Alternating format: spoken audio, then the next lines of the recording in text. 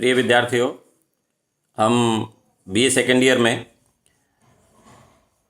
Paper first में कोटा विश्वविद्यालय कोटा के सिलेबस के अनुसार क्राउन की शक्तियों का अध्ययन कर रहे थे। आज उसी में कंटिन्यू हम अध्ययन कर रहे हैं क्राउन की पावर्स, राजमुकुट की शक्तियाँ। विद्यार्थियों, पहले हमने कार्यपालिका की शक्तियों का अध्ययन किया था कि सम्राट को किस तरह कार्यपालिकाई क्षेत्र में शक्तियाँ प्राप्त है। वह प्रधानमंत्री की नियुक्ति करते हैं, प्रधानमंत्री की सलाह से अन्य मंत्रियों की नियुक्ति करते हैं और उसमें उनकी महत्वपूर्ण भूमिका होती है। हालांकि संसदीय शासन व्यवस्था में दलीय आधार पर चुनाव होते हैं और जिस दल के नेता को बहुमत मिल जाता है उसे ही प्रधानमंत्री नियुक्त किया जाता है। यह परंपरा है, लेकिन फिर भी उसमें चयन में सम्राट की भी भूमिका होती है। इसी क्रम में विद्यार्थियों, आज हम व्यवस्थापन संबंधी शक्तियों का अध्ययन करेंगे। ब्रिटिश सम्राट को कार्यपालिका के साथ साथ व्यवसायिक क्षेत्र में बहुत अधिक शक्तियां प्राप्त है। जब व्यवस्थापन की बात आती है तो एक महत्वपूर्ण शब्द वहाँ इस्तेमाल किया जाता है, किंग इन पार्लियामेंट, संसद सहित सम्राट। संसद जो भी कानून बनाती है उन कानूनों का बाकायदा संसद में विधेयक रखा जाता है। उस विधेयक पर व्यापक चर्चा होती है। चर्चा के बाद उसमें जो कमियां होती है उन कमियों को सुधारा जाता है, समिति के पास भेजा जाता है और उसके बाद सम्राट जब हस्ताक्षर कर देते हैं तो वह कानून बन जाता है।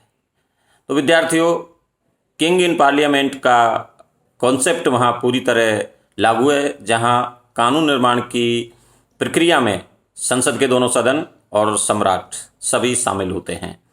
लोकसभा और राज्यसभा दोनों सदनों के निर्माण में सम्राट की महत्वपूर्ण भूमिका होती है।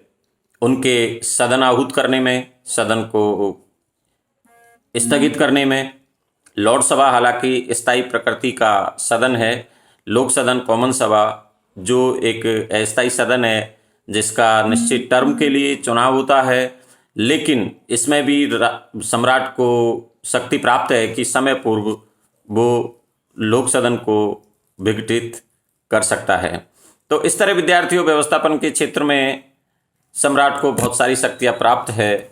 जो कानून बनाया जाता है, जो विधेयक होता है, उस पर जब तक सम्राट साइन नहीं करते हैं तब तक वह विधेयक कानून नहीं बनता। सम्राट सह परिषद आदेश जारी करते हैं जिसमें कैबिनेट शामिल होती है, जो प्रदत्त व्यवस्थापन की व्यवस्था के अंतर्गत भी आता है। जब संसद के पास बहुत सारे कार्य हो जाते हैं तो उनकी मोटी रूपरेखा बनाकर वह कार्यपालिका को यह अधिकार देती है कि इस पर आगे कानून आप बना लीजिए या इसे निर्धारित कर दीजिए। तो वह प्रदत्त व्यवस्थापन कहलाता है।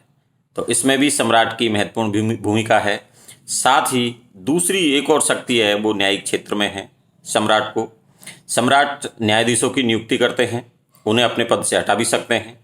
इसी के साथ न्यायिक क्षेत्र में एक महत्वपूर्ण शक्ति जो प्राप्त है सम्राट को, वह है कि वह किसी भी अपराधी व्यक्ति की सज़ा माफ़ कर सकता है और सज़ा माफ़ करने के अलावा वह कोई लंबी सज़ा किसी अपराधी को मिली हुई है तो उसे कम कर सकता है, उसकी सज़ा में परिवर्तन कर सकता है। ये न्यायिक क्षेत्र में राजा को शक्तियाँ प्राप्त है।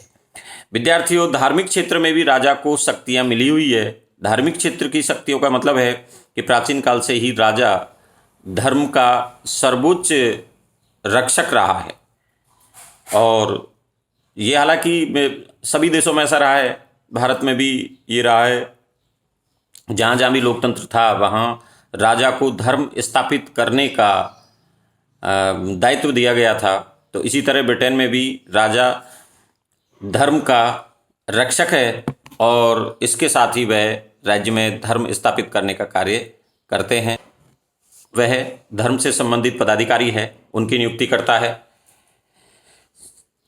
आर्कबिशप, बिशप, डीन, कैनन आदि जो धार्मिक पदाधिकारी है उनकी नियुक्ति सम्राट के द्वारा की जाती है। इसी के साथ विद्यार्थियों, राजा बहुत सारी शक्तियाँ जो सम्मान सूचक है वो सम्मान सूचक उपाधियाँ देने का कार्य भी करते हैं।